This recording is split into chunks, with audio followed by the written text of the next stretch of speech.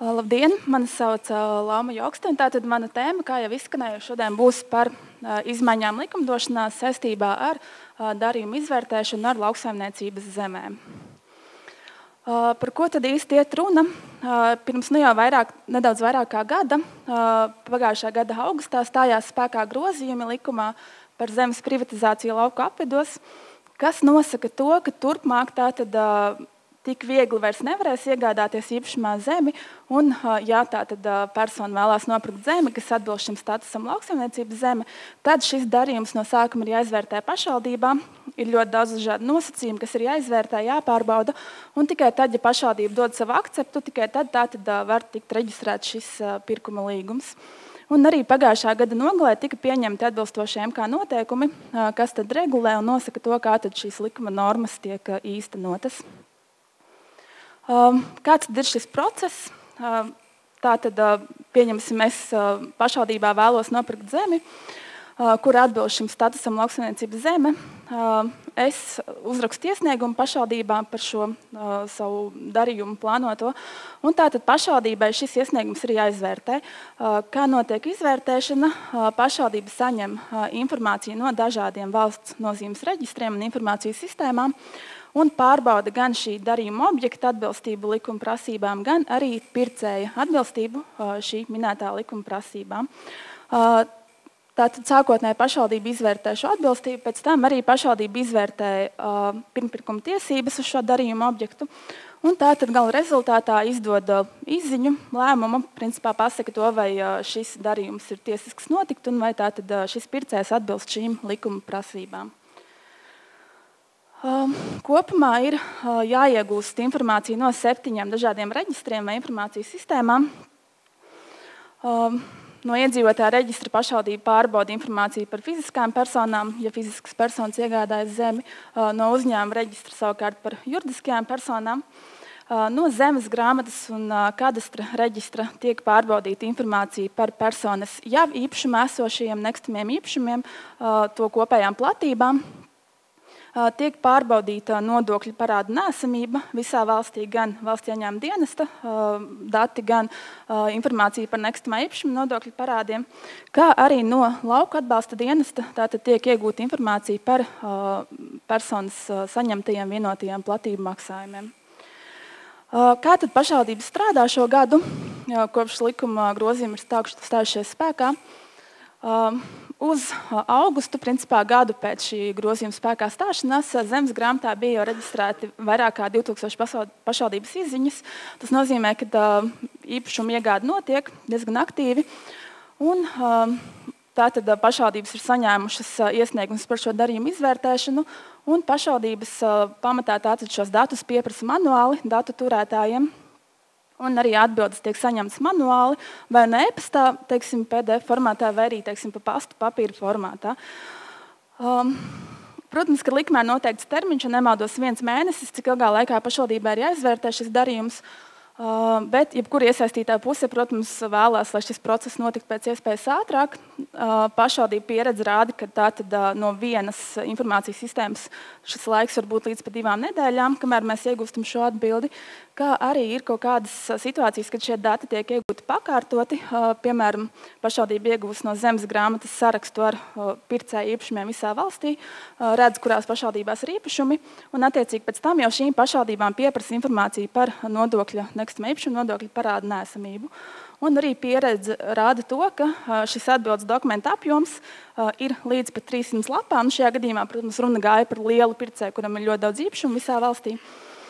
Bet tas, kas interesē pašvaldībai, ir principā jā, nē, atbilst, neatbilst, bet viņi saņem ļoti lielu dokumentu, kas viņam ir jāizvērtē, lai tātad noteiktu, vai atbilst vai neatbilst.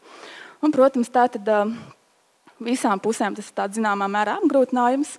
Pircēji, lauksaimnieki arī nereti, teiksim, kārto kredītus, viņiem ir svarīgi datumi, arī pārdevējs noteikti ir ieinteresēts pēc iespējas ātrāk tātad saņemt naudu par šo darījumu. Pašvaldībām ir tātad jāveido speciālas komisijas, ko MK noteikumi nosaka, lai šos darījumus izvērtētu. Un arī, protams, valsts informācijas sistēmām ir tātad nāk ļoti daudz šie pieprasījumi, viņiem ir jāgatavo šīs atbildes.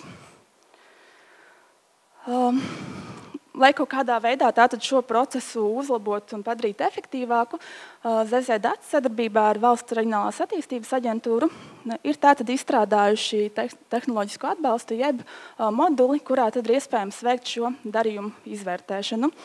Šis modulis ir integrēts vienotajā pašvaldības sistēmā, ir iekļauts arī šajos vienoto pašvaldības sistēmu uzturēšanas līgumos, līdz ar to nav nekādu šķēršļu tam, lai pašvaldība principā šodien rīt sāktu šo modulu lietot.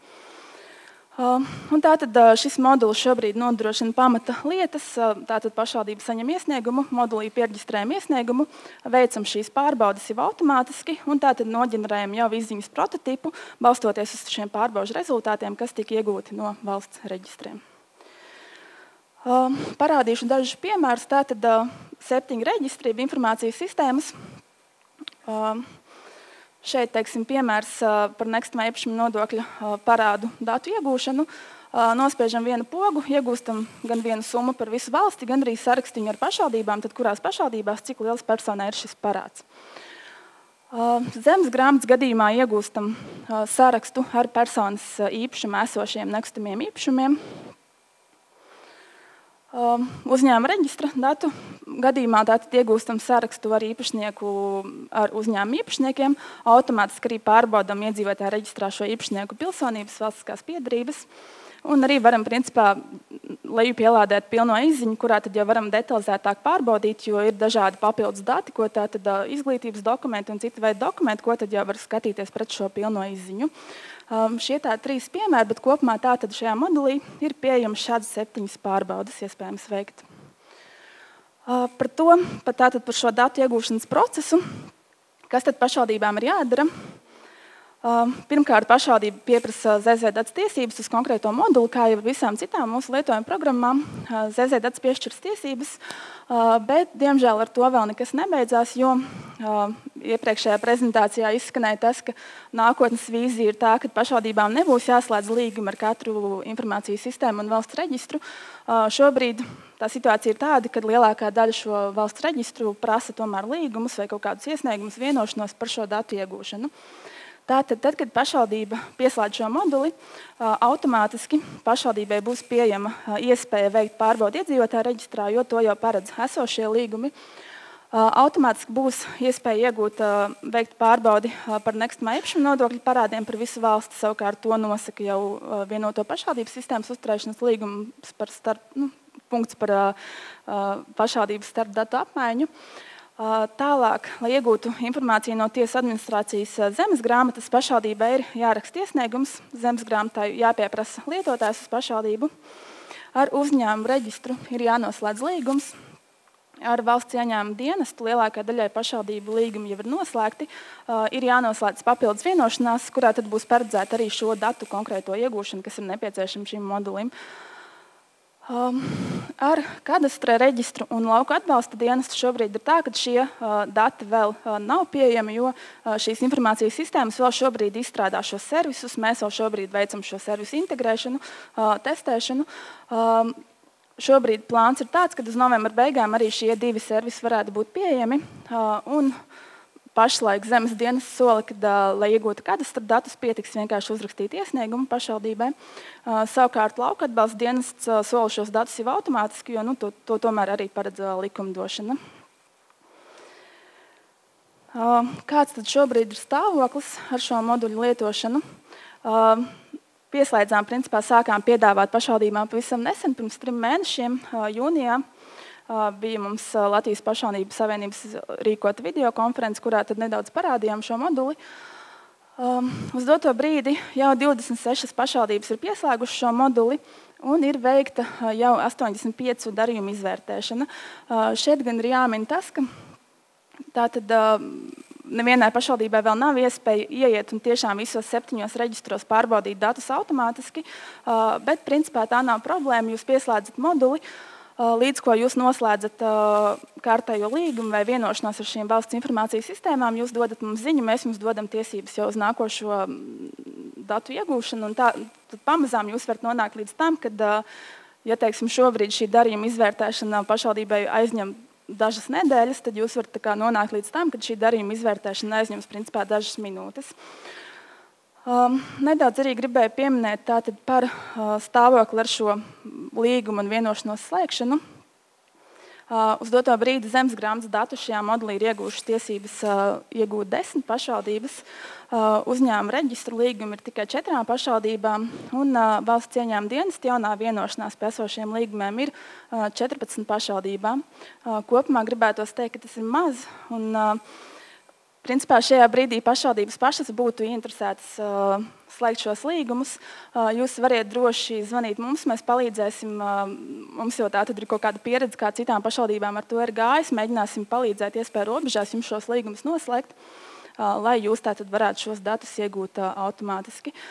Šeit vēl jāpiemina tas, ka lielākā daļa šo līgumu ir universāli. Jūs noslēdzat šo vienu līgumu pašvaldību, un šajā līgumā jau būs iekļauti dažādi servisi, arī tādi, ko jūs izmantosiet citās lietojuma programmās, teiksim, Nino, Sopa un citās. Tā. Tas arī principā viss.